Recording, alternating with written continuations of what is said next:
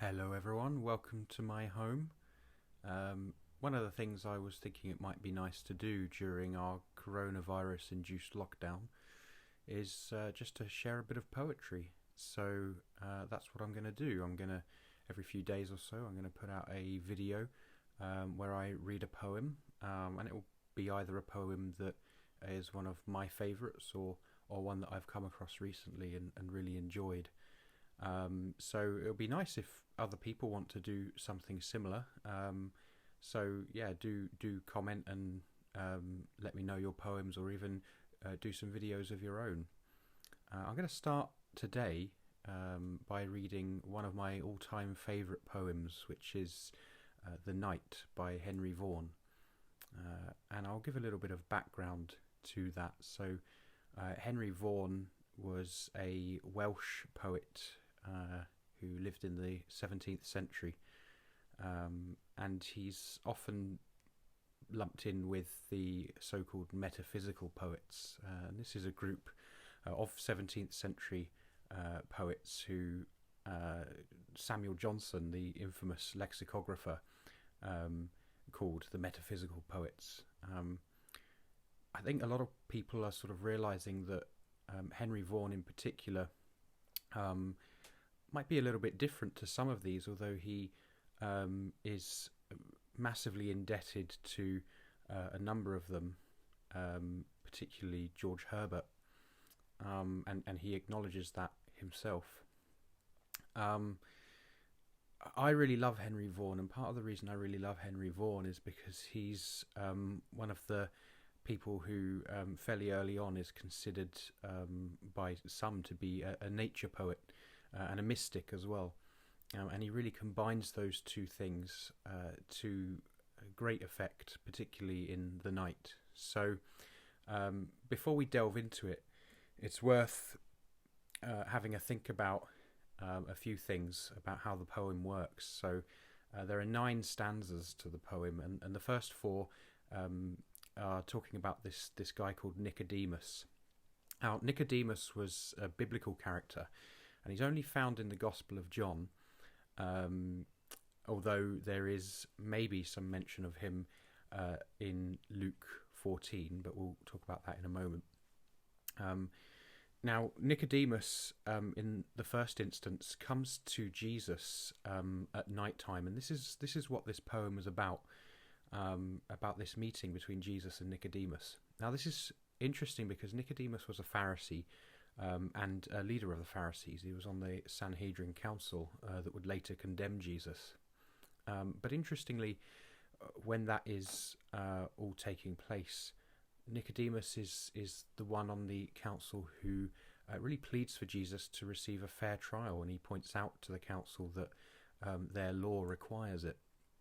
And then later on in John, he also brings embalming spices to embalm Jesus, and is seen as one of the people who helped to bring Jesus down from the cross. So he's venerated in Christianity and has been seen as a saint since the earliest days. Now, this exchange that takes place, people often think that Nicodemus is a little bit stupid. They sort of read this passage in a fairly literalistic way, and it can seem like Jesus is fairly directly saying, "How can you be this stupid?"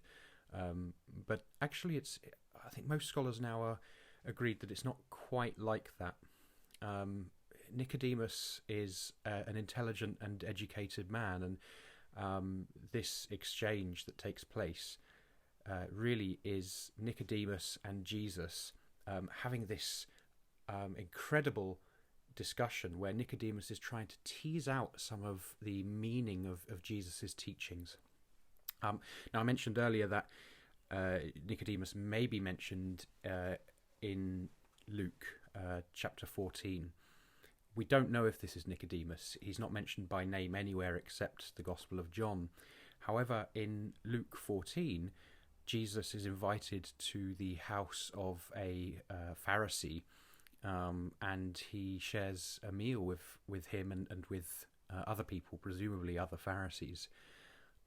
Now, we often think of the Pharisees as, just bad, just plain bad. But actually, outside of Christianity, that's not necessarily the case. And certainly in the earliest days of Jesus's ministry, really you had a situation where they were sort of feeling each other out, and the Pharisees wanted to know whether Jesus was one of them. And so in Luke 14, you've got this remarkably civil affair where they're all eating food together, and Jesus is actually teaching some of the Pharisees. So it's not always quite as we imagine with the Pharisees. Now, if we move to stanzas 5 to 8, we look at night, and to some extent night versus day. And one of the reasons I really love this poem is because it talks about the night as being a time of stillness and mystery that really engenders prayer and meditation.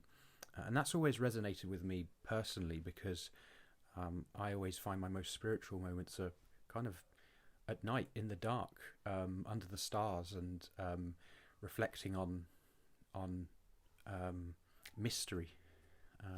And that's one of the things that we can often forget about God and about what it is to be a Christian is the mystery of God.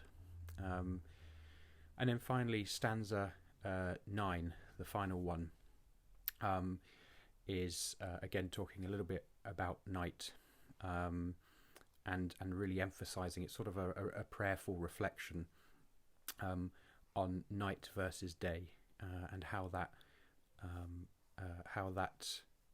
reflects God.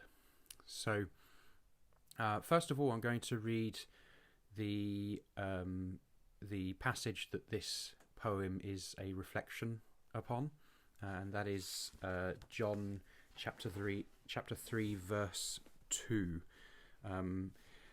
I won't read. I could read around it, which would be really helpful, but I'll let you do that if you find any of this interesting.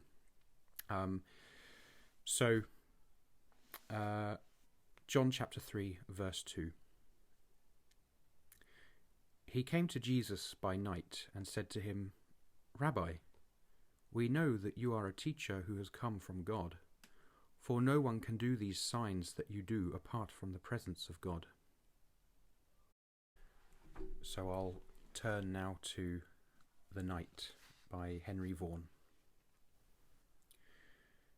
Through that pure virgin shrine, that sacred veil drawn o'er thy glorious noon, that men might look and live as glowworms shine, and face the moon. Wise Nicodemus saw such light, as made him know his God by night. Most blessed believer he, who in that land of darkness and blind eyes thy long-expected healing wings could see when thou didst rise, and what can never more be done, did at midnight speak with the sun. O who will tell me where he found thee at that dead and silent hour? What hallowed solitary ground did bear so rare a flower, within whose sacred leaves did lie the fullness of the deity? No mercy seat of gold, no dead and dusty cherub, nor carved stone, but his own living works did my Lord hold and lodge alone, where trees and herbs did watch and peep, and wonder while the Jews did sleep.